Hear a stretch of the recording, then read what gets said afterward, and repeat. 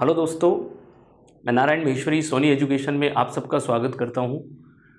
पिछली क्लास में हमने जो है गुप्त साम्राज्य के बारे में पढ़ रहे थे और गुप्त साम्राज्य में हमने पढ़ा चंद्रगुप्त द्वितीय के बारे में। और चंद्रगुप्त द्वितीय के बारे में जैसे मैंने बताया कि चंद्रगुप्त द्वितीय के जो वैवाहिक संबंध थे वो किस प्रकार से थे, ठीक है। फिर हमने देखा कि उसके जो राज्य में या उसके दरबार में 9 रत्न रहते थे, उन 9 रत्नों की बात हमने की और प्रमुखतः उसमें से जो थे वो कालिदास की बात हमने की।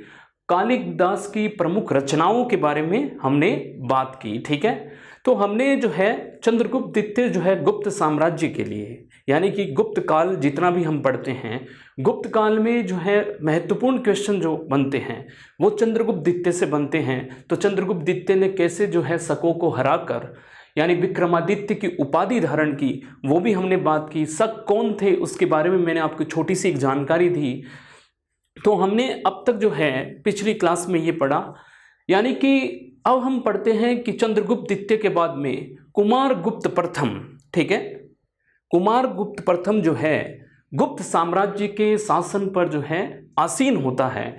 कुमारगुप्त प्रथम भी अपने पिता की भांति जो है हम कह सकते हैं पराक्रमी होता है और ये एक ऐसा शासक था, यानी कि पूरे गुप्त वंश में अगर सबसे ज़्यादा अभिलेख किसी ने खुदवाए हैं तो वो कुमारगुप्त प्रथम ने खुदवाए हैं। तो कुमारगुप्त प्रथम ने जो है सबसे ज़्यादा अभिलेख खुदवाए हैं। इसकी माता का नाम ध्रुव स्वामिनी या ध्रुव देवी, जो हम बात कर रहे थे कि रामगुप्त की पत्नी, जिसको जो है शक महाक्षत्रप ने जो है यानी कि एक ऐसी जो है संधि की थी कि शक महाक्षत्रप ने जो है रामगुप्त से कहा था कि आपकी जो ये पत्नी है वो हमको समर्पित कर दें। इसके लिए रामगुप्त राजी हो जाता है। फिर मैंने आपको बताया एक स्टोरी, चंद्रगुप्त द्वितीय जाता है अपनी भाभी की वेशभूषा में जाता है और शक महाक्षत्रप की हत्या करके और अपनी भाभी से यानी कि शादी कर लेता है और रामगुप्त की हत्या कर देता है। तो यानी ये जो ध्रुव स्वामिनी होती है, इसी ध्रुव स्वामिनी से कुमारगुप्त जो है पैदा होता है। और कुमारगुप्त जो है यानी कि इसने अपने शासनकाल में, गुप्त शासनकाल में सबसे ज़्यादा जिस शासन ने या जिस शासक ने यानी कि अभिलेख उत्कीर्ण करवाने का कार्य किया या अभिलेख खुदवाने का कार्य किया, वो था, आपका आंसर होगा कुमारगुप्त प्रथम। और इसने बहुत सारे सिक्के चलाए हैं और सबसे ज़्यादा सिक्के भी इसने चलाए, संभवतः 14 और 15 प्रकार के सिक्के इसने चलाए थे।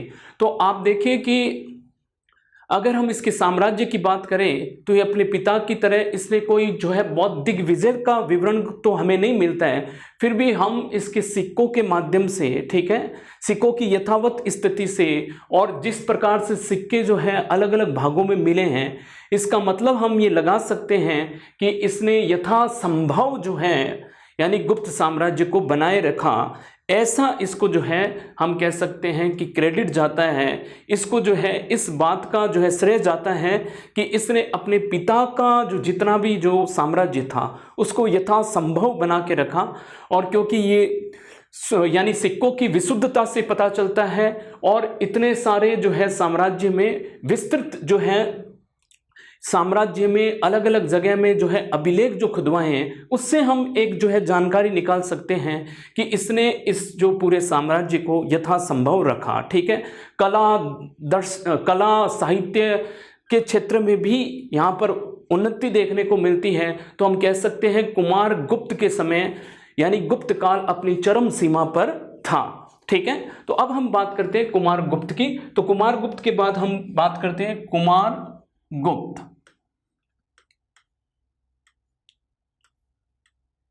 कुमारगुप्त का शासनकाल होता है 415 ईस्वी से लेकर 455 ईस्वी तक, ठीक है। यानी 415 से लेकर 455 ईस्वी तक जो है कुमारगुप्त का शासनकाल होता है और इतने वर्षों तक ये शासन करता है। तो दोस्तों कुमारगुप्त की जो कुछ उपाधियां थी उसके बारे में हमारे एग्जाम में पूछ लेते हैं। तो मैं कुछ उपाधियां जो हैं कुमारगुप्त की उनके बारे में बात कर लेता हूं।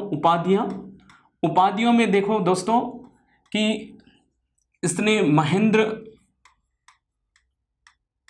द्वितीय श्री महेंद्र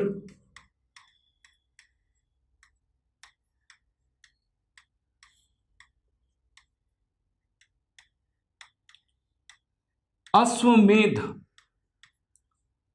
महेंद्र, इस प्रकार की ये उपाधियां जो है धारण करता है। ठीक है, तो ये जो है इसकी उपाधि है, ये उपाधियां ये धारण करता है। ठीक है दोस्तों, अब मैं आपको बताऊं कि कुमारगुप्त, जैसे मैं आपको पहले ही बता चुका हूं कि सबसे ज्यादा सिक्के और सबसे ज्यादा अभिलेख खुदवाने का कार्य ये करता है। ठीक है, तो सबसे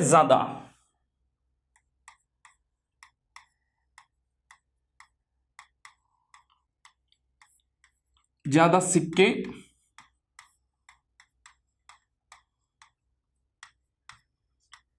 तथा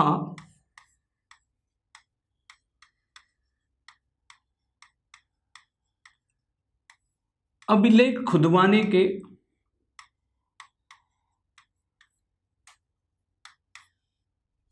का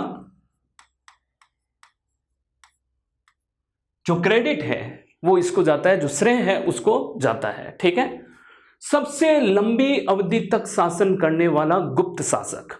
अगर आपसे ये पूछ लें कि इनमें से सबसे ज्यादा जो है या गुप्त काल में सबसे ज्यादा लंबी अवधि तक शासन करने वाला शासक कौन था, तो आपका आंसर होगा कुमारगुप्त प्रथम। ठीक है, ये कुमारगुप्त जो प्रथम था, इसी ने जो है सबसे ज्यादा 40 वर्ष तक लगभग जो है इसने शासन किया। ठीक है, तो सबसे ज्यादा शासन करने वाला गुप्त शासक, सबसे लंबी अवधि तक, ऐसे भी लिख सकते हैं, सबसे लंबी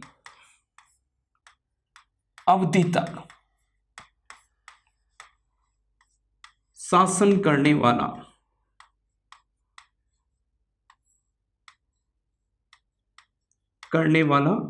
गुप्त शासक।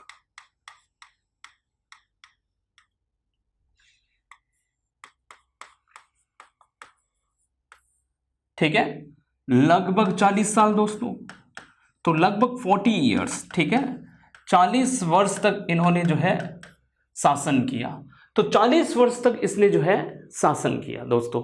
अब जो है कुमारगुप्त के बहुत सारे जो है अभिलेख मिलते हैं, मनकुंवर अभिलेख मिलता है, बिलसद अभिलेख मिलता है। ठीक है, बिलसद अभिलेख में कुमारगुप्त के शासन की प्रथम तिथि जो है हमको बिलसद अभिलेख में मिलती है। ठीक है, तो कुमारगुप्त की सर्वप्रथम तिथि हमको कहां मिलती है, बिलसद अभिलेख में। तो कुमारगुप्त की सर्वप्रथम तिथि बिलसद अभिलेख में, अभिलेख। ठीक है, 415 ईस्वी। तो 415 ईस्वी जो है वो हमें यहां देखने को मिलती है। बहुत सिंपल है, इसमें आपको कहीं घबराने की जरूरत नहीं है, कुछ भी रटने की जरूरत नहीं है। कुमारगुप्त आया तो आपको ध्यान है चंद्रगुप्त द्वितीय का बेटा, और चंद्रगुप्त द्वितीय का बेटा, और इसने जो है क्या उपाधि धारण की, इसने उपाधि धारण की महेंद्र द्वितीय, श्री महेंद्र, अश्वमेध महेंद्र। ठीक है, सबसे ज्यादा सिक्के तथा अभिलेख खुदवाने का श्रेय जाता है। जो सवाल आते हैं मैं वही बात कर रहा हूं। ठीक है, तो जो हमारे जो सवाल है वो सारे सवाल आपको यहां से मिल जाएंगे कि सबसे ज्यादा सिक्के तथा अभिलेख खुदवाने का श्रेय, सबसे लंबी अवधि तक शासन करने वाला गुप्त जो है शासक, और इसने जो है बेसिकली हम कह सकते हैं लगभग 40 वर्ष इसने शासन किया। और कुमारगुप्त की सर्वप्रथम तिथि हमको कहां मिलती है, बिलसद अभिलेख। अब दोस्तों ये बिलसद अभिलेख जो है इसके बारे में मैं थोड़ी सी चर्चा करना चाहता हूं आपसे कि बिलसद अभिलेख जो है कुमारगुप्त का, ये बिलसद अभिलेख जो है यूपी के एटा जिला से मिला है। कौन से जिला से, एटा डिस्ट्रिक्ट जो यूपी का है वहां से मिला है। ठीक है, तो बिलसद अभिलेख के बारे में मैं आपको छोटी सी जानकारी दे देता हूं। बिलसद अभिलेख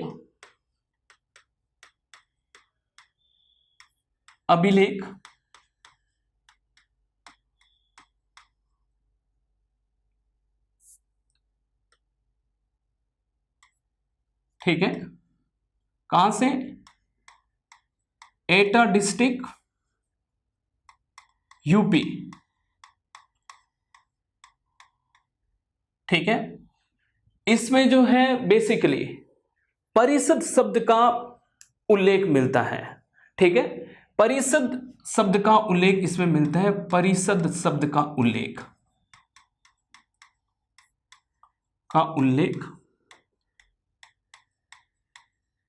और ये जो है कुमारगुप्त ने अपने शासन में प्रथम जो अभिलेख खुदवाया था वो बिलसद का अभिलेख खुदवाया था। तो प्रथम लेख जो खुदवाया था तो हम कह सकते हैं प्रथम लेख शासन का,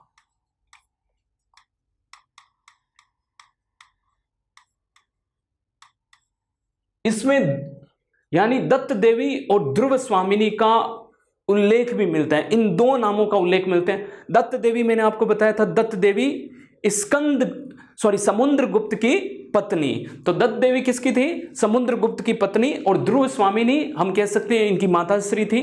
तो कहने का मतलब है इन दोनों नामों का यहां हमको क्या मिलता है? उल्लेख मिलता है। तो दत्त देवी, ठीक है, तथा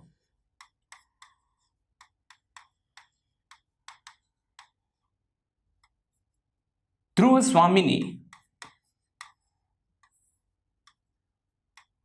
का उल्लेख,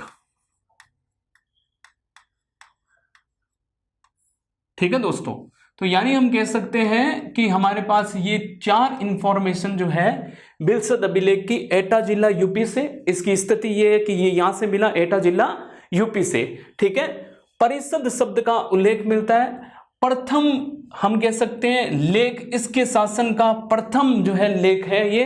उसके बाद तो बहुत सारे हैं, मनकुंवर है, ठीक है, और इसके बाद में मनकुंवर अभिलेख है, मंदसौर अभिलेख है। तो ये बहुत सारे अभिलेख इसके शासन के मिलते हैं, पर हमारे एग्जाम की दृष्टि से जो इंपॉर्टेंट है वो मैंने बताया। बिलसद अभिलेख के बारे में पूछा जाता है कि कुमारगुप्त के जो है शासन की तिथि का जो अंकन हमको किस अभिलेख से मिलता है, तो आप कहोगे कि बिलसद के अभिलेख से मिलता है, जो मैं पहले आगे चर्चा कर चुका हूं, ठीक है दोस्तों।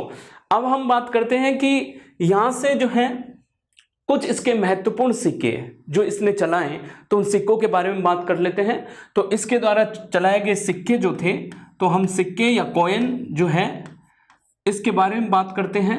तो सिक्के जो थे इसने चलाए गजरोही प्रकार के सिक्के, ठीक है, यानी कि गजरोही प्रकार के सिक्के। अश्वरोही प्रकार के किसने चलाए? चंद्रगुप्त द्वितीय ने, ठीक है। तो इसके बेटे ने क्या चलाया? गजरोही प्रकार के सिक्के, ठीक है, गजरोही प्रकार के सिक्के, ठीक है। गजरोही प्रकार के सिक्के भी इसने चलाए, ठीक है। अब हम बात करते हैं कि जैसे आपने देखा गजरोही प्रकार के सिक्के चलाए, तो इसने जो है कार्तिकेय प्रकार के भी सिक्के चलाए, कार्तिकेय गरुड़ प्रकार के, ठीक है, तो सॉरी मयूर प्रकार के,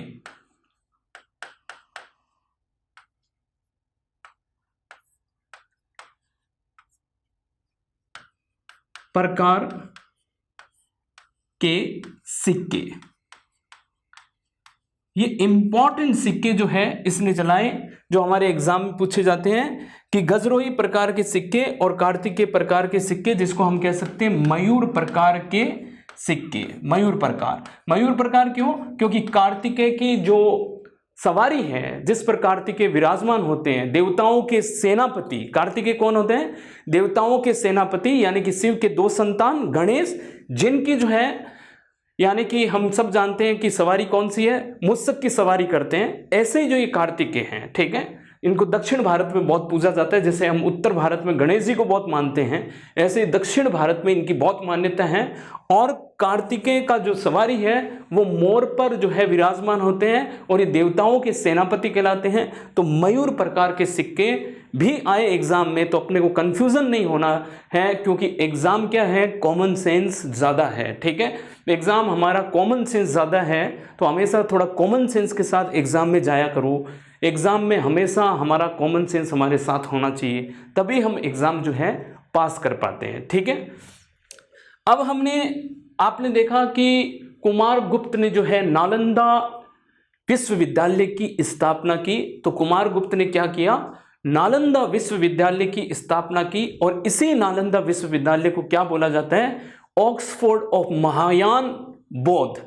तो महायान बौद्ध का उस समय, आज जो ऑक्सफोर्ड यूनिवर्सिटी की जो पूरे विश्व में जो उसकी गुडविल है, पूरे विश्व में जो हम कह सकते हैं उसकी ख्याति जो है ऑक्सफोर्ड यूनिवर्सिटी की, उस समय नालंदा की ख्याति वैसी ही थी जो आज ऑक्सफोर्ड की है। ठीक है, तो उस समय जो इतिहासकारों ने क्या कहा कि महायान, जैसे बौद्ध धर्म दो भागों में यानी बंट जाता है, तो बौद्ध धर्म जो है, यानी हम कह सकते हैं कि बौद्ध धर्म की चतुर्थ जो संगोष्ठी होती है, ठीक है, उसमें जो है बौद्ध धर्म दो भागों में बंट जाता है, महायान और हीनयान। ठीक है, तो महायान बौद्ध धर्म को मानने वाले जितने भी लोग थे पूरे विश्व से, ठीक है, वो नालंदा पढ़ने के लिए आते थे। ठीक है, तो नालंदा की स्थापना किसने करवाई, नालंदा की स्थापना जो है कुमारगुप्त प्रथम ने करवाई। तो हम कह सकते हैं कि इसने नालंदा विश्वविद्यालय की स्थापना की। मैं एक छोटा सा पॉइंट यहां पर लिख देता हूं, नालंदा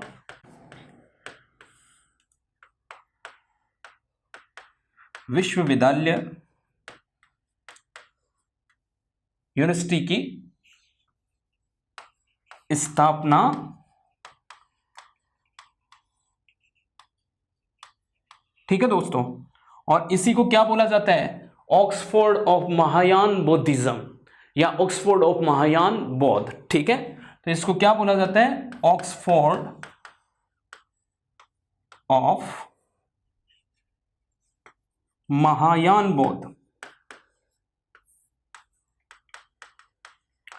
ठीक है दोस्तों, तो कहीं भी ये सवाल बहुत पूछा जाता है कि कौन सी यूनिवर्सिटी को ऑक्सफोर्ड ऑफ महायान बौद्ध कहा जाता है। अब आपकी कोई भी जो है डाउट नहीं रह गया होगा कि ऑक्सफोर्ड यूनिवर्सिटी को, यानी कि नालंदा यूनिवर्सिटी को ऑक्सफोर्ड ऑफ महायान बौद्ध कहा जाता है। ठीक है, यहां तक हमने चीजें देखी कुमारगुप्त की। कुमारगुप्त ने भी अश्वमेध यज्ञ करवाया।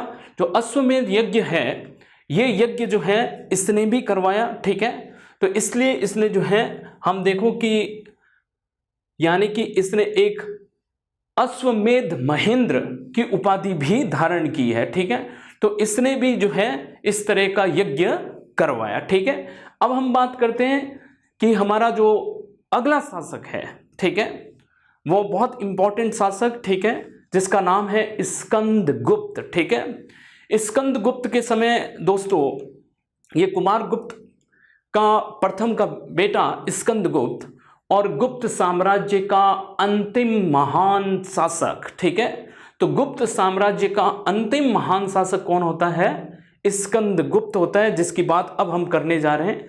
तो स्कंदगुप्त के बारे में जैसे मैं आपको कहता हूं कि स्कंदगुप्त जो है वो बेसिकली जो है, यानी कि स्कंदगुप्त इसलिए जो है अंतिम महान शासक माना जाता है कि इसके बाद में गुप्त साम्राज्य का पतन चालू हो जाता है। अब जितने भी परवर्ती गुप्त आते हैं शासक, ठीक है, इसके बाद में जितने भी शासक आते हैं, धीरे धीरे गुप्त साम्राज्य जो है कमजोर होने लगता है और गुप्त साम्राज्य जो है टूटने लगता है। ठीक है, और बिखरने लगता है। तो ये अंतिम महान शासक माना जाता है। तो हम बात करेंगे स्कंदगुप्त की। ठीक है, स्कंदगुप्त जो है, यानी कि आपका एग्जाम में सवाल आए कि गुप्त साम्राज्य का अंतिम महान शासक इनमें से किसे माना जाता है, तो आपका आंसर क्या होगा, स्कंदगुप्त। बेझिझक आपका आंसर क्या होगा, स्कंदगुप्त होगा। तो हम लिखेंगे स्कंदगुप्त, और स्कंदगुप्त का समय है दोस्तों 415 से लेकर, सॉरी,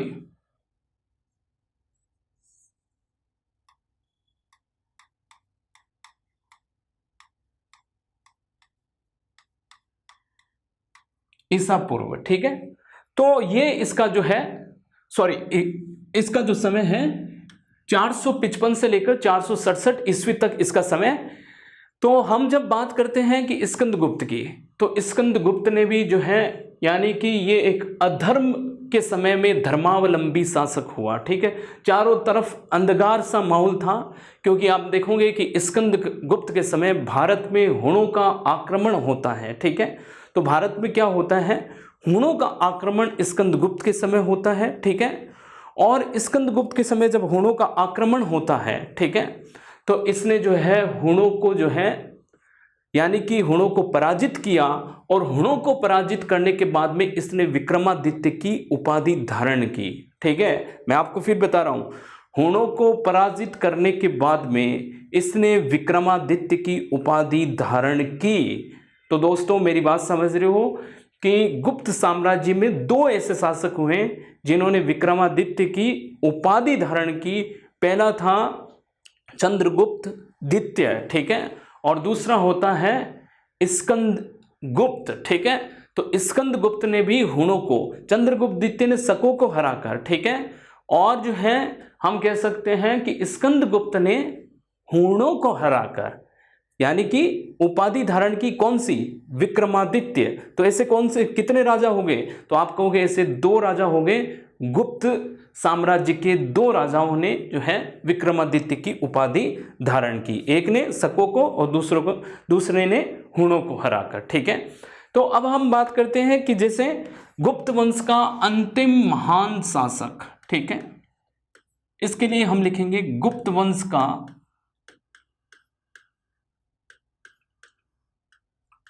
अंतिम महान शासक। ठीक है, अब इसने कुछ उपाधियां धारण की है, तो उन उपाधियों को हम देख लेते हैं। ठीक है, उपाधि में जैसे मैंने आपको कहा कि इसने कर्माजीत,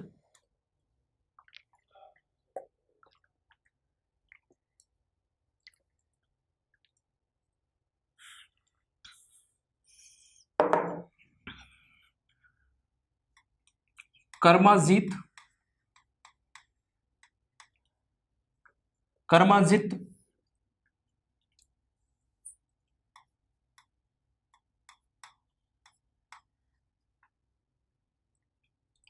कर्माजीत,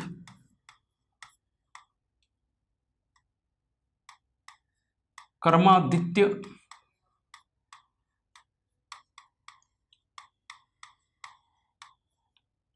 सक्रोपम, ये उपाधियां इसने जो है धारण की। ठीक है, और विक्रमादित्य भी, तथा विक्रमादित्य।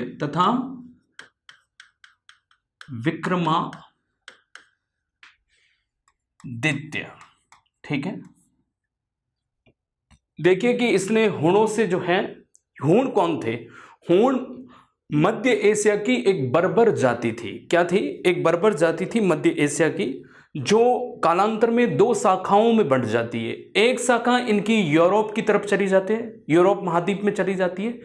दूसरी शाखा जो है ऑक्सस घाटी को पार करते हुए, यानी कि फारस और ईरान को हराते हुए पूरी शक्ति के साथ भारत में आक्रमण करती है। तो दो शाखाओं में बढ़ती है, एक तो यूरोप की तरफ चली जाती है, दूसरी जो है वो फारस ईरान को क्रॉस करते हुए भारत में आती है और पूरी शक्ति के साथ भारत पर आक्रमण करती है। तो इसका जो विरोध है, ठीक है, यानी कि हम कह सकते हैं इसका जो विरोध है बेसिकली, और इसका जो है इसके साथ जो युद्ध किया वो स्कंदगुप्त ने इसका जो है इसके साथ युद्ध किया, इस जाति के साथ, हुणों के साथ युद्ध किया तथा हुणों को पराजित किया। उत्तर पश्चिम भारत के जो इलाका था वहां से ये जो है, यानी कि ये जाति जो है या यौन जो प्रजाति ये भारत में जो है प्रवेश कर रही थी। तो इस समय जो स्कंदगुप्त ने जो है इनके साथ लोहा लिया, और ऐसा इतिहासकार मानते हैं कि उसको कई बार जो है सोने की जो है फुर्सत नहीं मिलती थी। इस तरह से ये गंभीर युद्ध में लगा हुआ था, धरती कांप चुकी थी। इस तरह से भीषण युद्ध इनके बीच में इतिहासकार बताते हैं। ठीक है, तो ये जो है स्कंदगुप्त ने हुणों को पराजित किया। ठीक है, तो हम कह सकते हैं कि स्कंदगुप्त ने अपने शासन काल में हुणों को पराजित किया।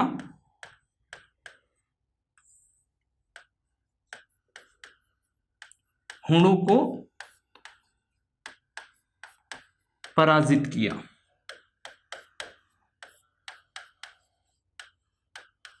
ठीक है, तो इसने जो है हुणों को पराजित किया अपने शासनकाल में।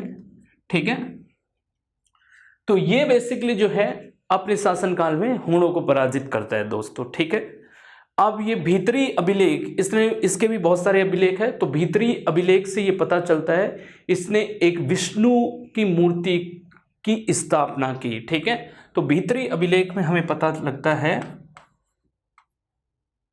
भीतरी अभिलेख से क्या पता चलता है, विष्णु की मूर्ति की स्थापना की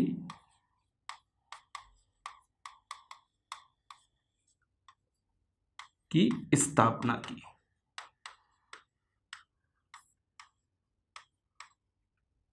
तो इसने विष्णु की मूर्ति की स्थापना की, ये हमको कहां से पता चलता है, ये हमको भीतरी अभिलेख से पता चलता है। ठीक है दोस्तों, अब जो है दोस्तों इसने भी जो है कुछ सिक्के चलाए। ठीक है, तो उस सिक्कों के बारे में जो है हम बात कर लेते हैं कि इसके द्वारा, स्कंदगुप्त द्वारा चलाए गए कौन कौन से सिक्के थे। ठीक है,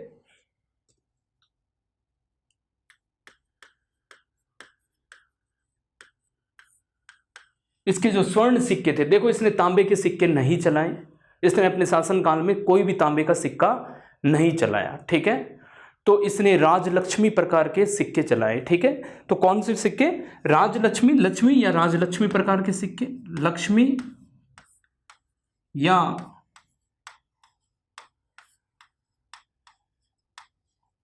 राजलक्ष्मी प्रकार के सिक्के। ठीक है, तो इसने लक्ष्मी या राजलक्ष्मी प्रकार के सिक्के चलाए तथा इसने नंदी प्रकार का भी सिक्का चलाया। ठीक है, तो नंदी प्रकार का और वेदिका प्रकार का इसने रजत सिक्के चलाए। तो कुछ रजत सिक्के भी इसने चलाए, जैसे स्वर्ण सिक्के तो आपने देखा कि ये सिक्के कौन से थे, ये स्वर्ण सिक्के थे। ठीक है, और रजत प्रकार के सिक्के में इसने दो चलाए, नंदी प्रकार तथा वेदिका प्रकार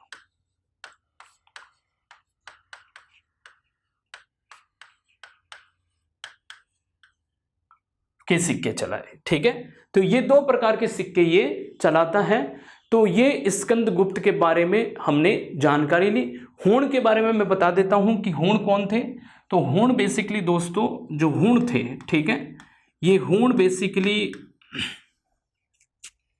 यानी कि हूण जो है ये मध्य एशिया की एक जो है खूंखार जाति थी,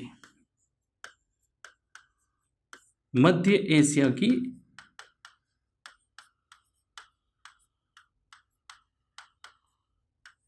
खूंखार जाति। तो ये मध्य एशिया की ऐसी खूंखार जाति थी हूण। ठीक है, तो ये बेसिकली मध्य एशिया की क्या थी, खूंखार जाति। अब देखिए कि हमने बात की कि स्कंदगुप्त के बारे में जो इम्पोर्टेंट था, 455 से लेकर 467 ईस्वी तक इसने शासन किया। दोस्तों गुप्त वंश का अंतिम महान शासक, बहुत इंपॉर्टेंट सवाल होता है कि इनमें से गुप्त वंश का अंतिम महान शासक कौन था, तो आपका आंसर क्या होगा, आपका आंसर होगा स्कंदगुप्त। ठीक है, तो उपाधि इसने कर्माजीत, विक्रमादित्य, सक्रोपम तथा विक्रमादित्य। ठीक है, स्कंदगुप्त ने हूणों को पराजित किया। ठीक है, तो आपसे पूछ सकते हैं कि किस शासक ने जो है गुप्त वंश से किस शासक ने जो है हूणों को पराजित किया, तो आपका आंसर क्या होगा, आपका आंसर होगा स्कंदगुप्त। ठीक है, भीतरी अभिलेख में हमको क्या जानकारी मिलती है, भीतरी अभिलेख से हमको जानकारी मिलती है इसने विष्णु की मूर्ति की स्थापना करवाई। ठीक है, इसके बाद में सिक्के जो है लक्ष्मी या राजलक्ष्मी प्रकार के सिक्के हमको जो है मिलते हैं, यानी कहने का मतलब है कि इस काल के हमको लक्ष्मी या राजलक्ष्मी प्रकार के सिक्के मिलते हैं।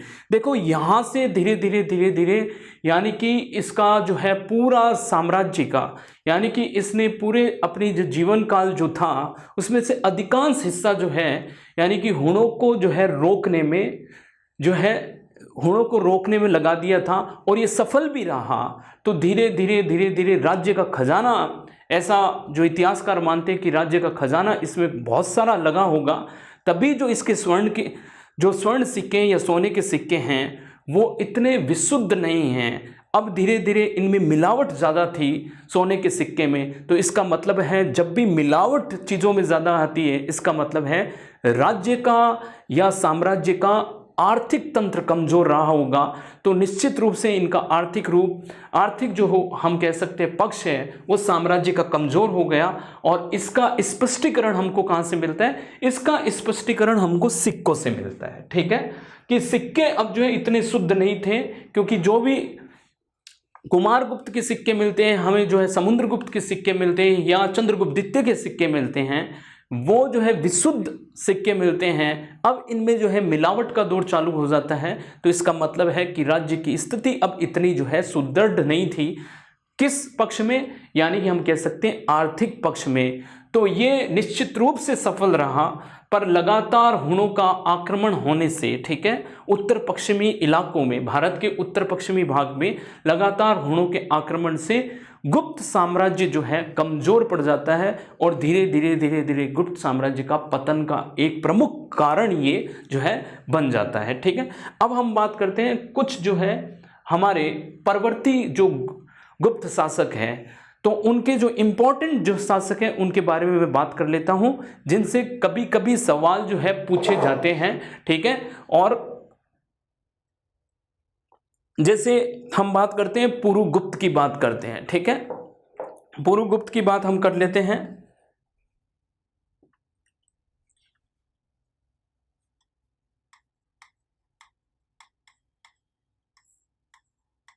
गुप्त शासक, ठीक है,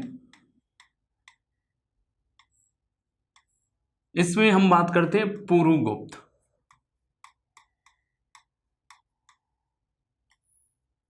पुरुगुप्त का शासनकाल है दोस्तों 467 ईस्वी से लेकर 473 ईस्वी तक। ठीक है, यानी कि बौद्ध धर्म अपनाने वाला प्रथम गुप्त शासक। ठीक है, प्रथम और अंतिम गुप्त शासक। ठीक है, तो बौद्ध धर्म अपनाने वाला प्रथम गुप्त शासक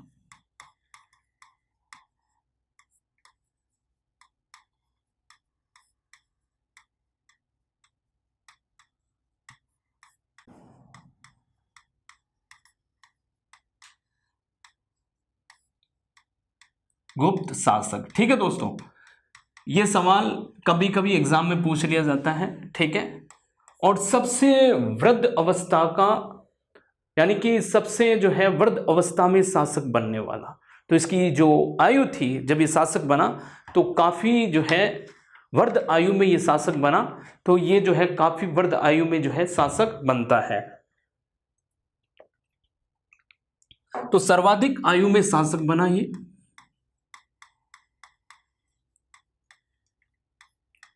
आयु में शासक बना।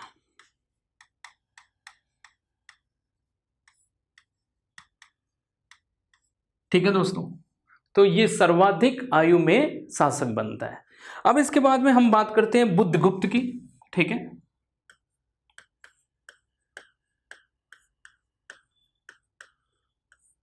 और बुद्धगुप्त का जो समय होता है वो होता है 400 यानी कि 75 ईस्वी से लेकर, ठीक है, और ये होता है 495 ईस्वी तक। ठीक है, इसमें ज़्यादा हमको कुछ जो है जानकारी नहीं एग्जाम के हिसाब से, हमको सिर्फ इसकी एक उपाधि के बारे में ध्यान रखना है कि इसने जो उपाधि धारण की थी श्री विक्रम की उपाधि धारण की इसने। ठीक है, और परम देवत भी एक इसकी उपाधि मिलती है। तो परम देवत भी इसकी उपाधि एक हमको देखने को मिलती है। ठीक है, बुद्धगुप्त के बाद में हमारे पास में जो है भानुगुप्त। भानुगुप्त को हम जो है भानुगुप्त के बारे में पढ़ेंगे। भानुगुप्त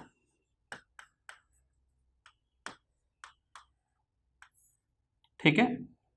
और भानुगुप्त जो है लगभग आप समझिए 510 ईस्वी, ठीक है, में इसका एक एरण का अभिलेख मिलता है, ठीक है, एरण अभिलेख 510 ईस्वी में इसका एक एरण अभिलेख मिलता है।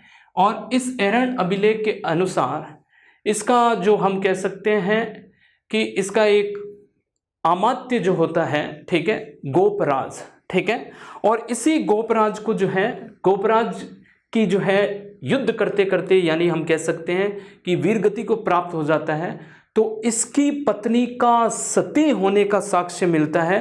तो सती होने का प्रथम अभिलेख के साक्ष्य भानुगुप्त का एरण अभिलेख है, ठीक है। तो गोपराज की पत्नी का इसमें क्या मिलता है, यानी कि हम कह सकते हैं कि गोपराज की पत्नी का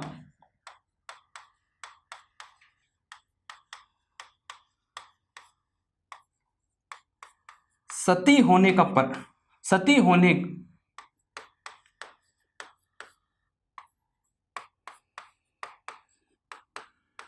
प्रमाण मिलता है हमको।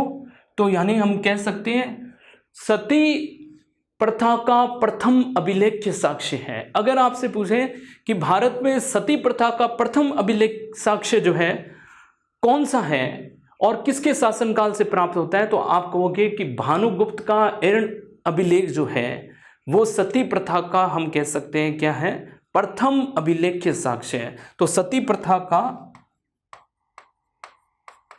प्रथम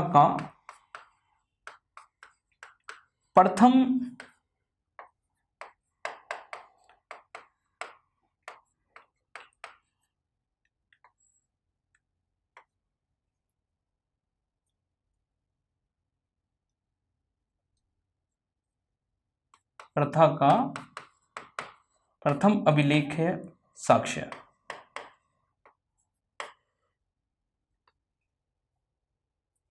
तो प्रथम अभिलेखीय साक्ष्य जो है वो सती प्रथा का ये हमारा जो है एरण अभिलेख है दोस्तों, ठीक है। तो वो किसका, भानुगुप्त का। अब गुप्त साम्राज्य का अंतिम जो शासक होता है वो विष्णुगुप्त होता है और इसको हराता है बंगाल का शासक समाचार देव हराता है, ठीक है। तो आपसे पूछ रहे हैं गुप्त साम्राज्य का अंतिम शासक कौन होता है, तो आप कहोगे गुप्त साम्राज्य का अंतिम शासक होता है विष्णुगुप्त, अंतिम शासक, ठीक है दोस्तों, विष्णुगुप्त। और इसकी हार किसके साथ होती है, तो हम कह सकते हैं इसको पराजित करता है विष्णुगुप्त होता है, पराजित किससे, हम कहेंगे कि समाचार देव से,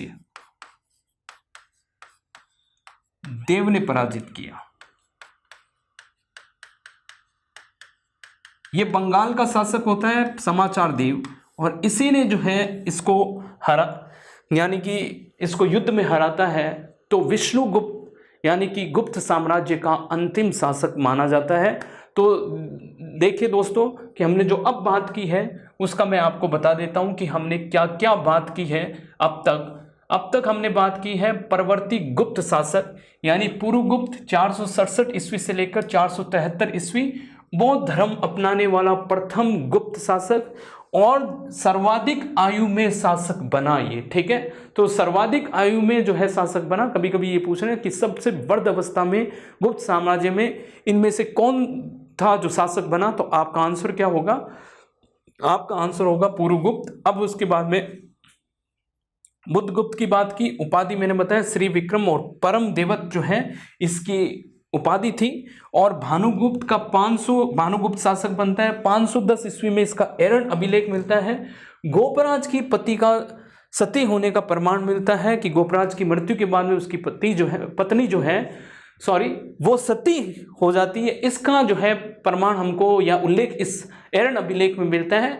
और ये जो है अभिलेख्य साक्ष्य यानी इसका प्रथम अभिलेख्य साक्ष्य जो हमको जानकारी मिलती है वो प्रथम अभिलेख्य साक्ष्य जो हमारे पास में आता है वो कौन सा, एरण अभिलेख। बहुत इंपॉर्टेंट, कई बार आरएस में भी पूछा गया है और अन्य एग्जामिनेशन में भी ये इस तरह के सवाल पूछे गए हैं। तो ये बहुत इंपॉर्टेंट सवाल है एरण अभिलेख, जिसमें सती होने का साक्ष्य यानी कि हम कह सकते हैं कि सती होने का साक्ष्य भी यहाँ पर देखने को यानी कि सती होने का साक्ष्य के लिए कि प्रथम अभिलेखीय जो है साक्ष्य जिसमें सती होने का प्रमाण मिलता है। मैं बहुत ज़्यादा जोर करके बार बार रिपीट कर रहा हूँ, इसलिए कर रहा हूँ क्योंकि इंपॉर्टेंट सवाल है। अब हम बात करते हैं कि एक आपसे सवाल पूछा जाता है कि अंतिम शासक कौन था। यानी कि हम कह सकते हैं कि एक सवाल बहुत सिंपल सा सवाल पूछा जाता है जिसमें हमारी जो है हम कह सकते हैं हमारी नेग्लिजेंसी के कारण, हमारी अनदेखी के कारण बहुत सारी चीज़ें जो हैं हम ऐसे ही छोड़ देते हैं। तो अंतिम शासक जो था, जैसे मौर्य वंश का अंतिम शासक वृहदत्त था, ऐसे ही जो है गुप्त वंश का अंतिम शासक कौन था? विष्णुगुप्त था। बहुत इंपॉर्टेंट सवाल, बहुत बार एग्जाम में आता है, आप सब लोग जानते हो कि ऐसे सवाल पूछे जाते हैं। ठीक है, बहुत टेंशन लेकर पढ़ने की ज़रूरत नहीं है, हमको सिर्फ जो है उतनी चीज़ों का ध्यान रखना है जितने हमारे एग्ज़ाम के लिए बहुत इंपॉर्टेंट चीज़ें हैं।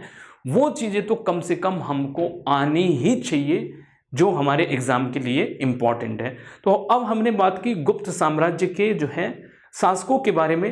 अब हम बात करेंगे गुप्त साम्राज्य के प्रशासन के बारे में, और गुप्त साम्राज्य के हम कहेंगे कि अब हम बात करेंगे प्रशासन के बाद में हम बात करेंगे स्थापत्य और कला, क्योंकि कला की दृष्टि से, स्थापत्य की दृष्टि से गुप्त शासन यानी कि भारत का या गुप्त साम्राज्य भारत का क्या कहा जाता है? स्वर्णिम काल माना जाता है। ठीक है, तो स्वर्णिम काल माना जाता है, गोल्डन एज माना जाता है। तो यदि आपका एग्जाम में इस तरह के सवाल आते हैं कि भारत में जो है कौन सा जो है, या प्राचीन भारत का कौन सा काल जो है स्वर्णिम काल माना जाता है या गोल्डन एज माना जाता है, तो आपका आंसर जो होगा वो होगा गुप्त साम्राज्य, यानी कि प्राचीन भारत का स्वर्णिम काल माना जाता है। ये दोस्तों ये बहुत इंपॉर्टेंट सवाल आगे हम अब पढ़ेंगे, यानी कि गुप्त साम्राज्य का प्रशासन और स्थापत्य कला जो हमारे एग्जाम के लिए बहुत इंपॉर्टेंट टॉपिक है। नेक्स्ट क्लास में हम इसी को लेकर आगे चलेंगे।